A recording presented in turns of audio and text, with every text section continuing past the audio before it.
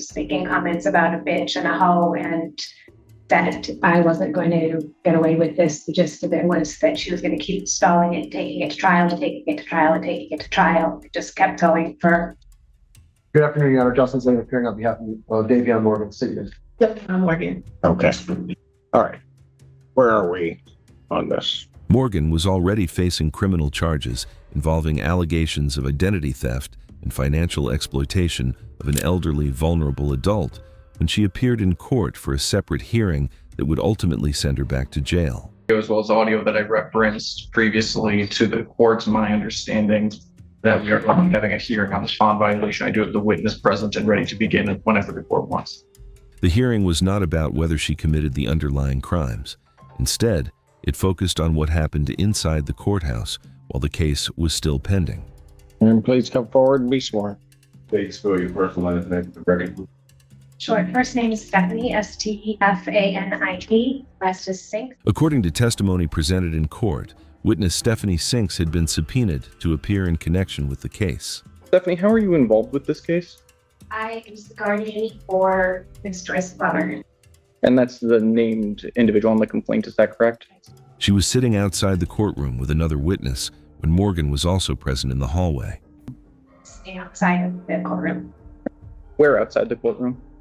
Go out these doors. I was on the bench on the left. Was anyone else out there with you? The court then reviewed hallway video footage and audio recordings that captured interactions between Morgan and individuals connected to the case.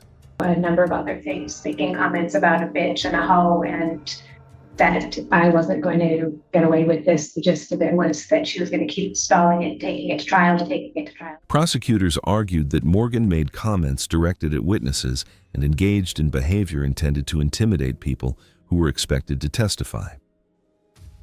Would you recognize it if you heard it again? Or if I can plug in and just play a second just for... The issue was especially serious because Morgan was out on bond at the time. One of the conditions of her release prohibited contact or intimidation of witnesses connected to the case. It just kept going for about probably close to 2 minutes. Did you record any of that interaction? And did you have an opportunity to listen to that recording prior to taking the stand? Stephanie Sinks testified that she felt intimidated by Morgan's conduct. Intimidated. I think that she was trying to intimidate me. And just to clarify, ma'am, what is your understanding of why you were subpoenaed to testify, or subpoenaed to be here today? She told the court she believed the comments were directed toward her and that the behavior caused concern because she was involved as a witness in the pending criminal matter. Appeared to be roughly 5 minutes. Anytime during that interaction, did Miss Morgan say your name or otherwise address you personally? Also known as a cranky, skanky ass cracker. Prosecutors argued that the evidence showed more than casual conversation. I asked the court to strike that from the record. I asked if she mentioned. I think she answered your question. At any point in time, did you observe Miss Morgan leave? They pointed to statements made in the hallway and described the conduct as an effort to target and intimidate witnesses connected to the prosecution. Okay. And it's my understanding that there were a couple other women on her bench. Is that correct? And would you agree with me that at some point in time? The defense disputed that interpretation. Morgan's attorney argued there was no proof the statements were intentionally directed at any specific witness. That would indicate that Miss Morgan intentionally directed those statements towards the witnesses as opposed to expressing her frustration. Where then was she looking? The defense maintained that Morgan was expressing frustration about her legal situation while speaking with people near her and was not attempting to threaten or intimidate anyone. The witnesses are When she put her hand out like this, what was that for? Your Honor, when she puts out her hand like this, I'm assuming what she's saying is talking about the case. The court then examined the recordings and testimony in detail. After reviewing the evidence, the judge focused heavily on the importance of protecting witnesses involved in criminal proceedings. If it were occurring, would only be for this limited date? No, but I think when you're looking at the totality of the circumstances for today to determine from the video. If you're enjoying the breakdown so far, make sure to subscribe for more shocking courtroom cases. to tell me that when I look at that video and that aerial view, that your client is facing in the direction of her sinks and the words that are being spoken. The judge concluded that Morgan knew the identity of at least one of the witnesses and failed to avoid contact despite being required to do so. Yes. You see the posture of your client as she's sitting on the bench. And are you arguing before me that that was not in? According to the judge, the comments and behavior demonstrated an effort to engage with and intimidate individuals connected to the case. Day. Are you done shaking your head? You don't have to agree with a darn thing I'm saying. But I'll be darned if you're going to sit here and disrespect me in my courtroom. The judge expressed frustration, and it all makes sense because actions speak louder than words. Any direct or indirect contact with the following persons, and that includes Stephanie Sinks. That is condition. Witnesses play a critical role in criminal cases, and any attempt to intimidate them threatens the integrity of the judicial process.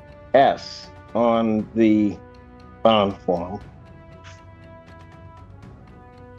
That is, it's just clear. She's about to have The ruling became increasingly serious as the judge explained his findings. contact. That is a very big, long hallway. The courtroom is a reasonably good size. He stated that the evidence showed inappropriate comments and conduct directed toward protected parties involved in the case. At a point in time, she knew who Miss Sinks was. She knew exactly who she was talking to in the hallway. She could have come, Miss Sinks wouldn't move, she could have come and sat. Based on the testimony and recordings presented during the hearing, he determined that Morgan had violated the conditions of her release. That finding immediately changed her status in the case. All defendant's bond is hereby ordered revoked. Defendant is remanded to the Washtenaw County Jail.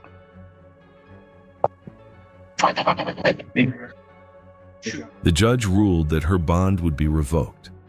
With that decision, Morgan lost the privilege of remaining out of custody while her criminal case continued. Really quick matters, I apologize. I neglected to mention earlier, I would also ask the no contact order include the other witnesses that were present today that were set to testify.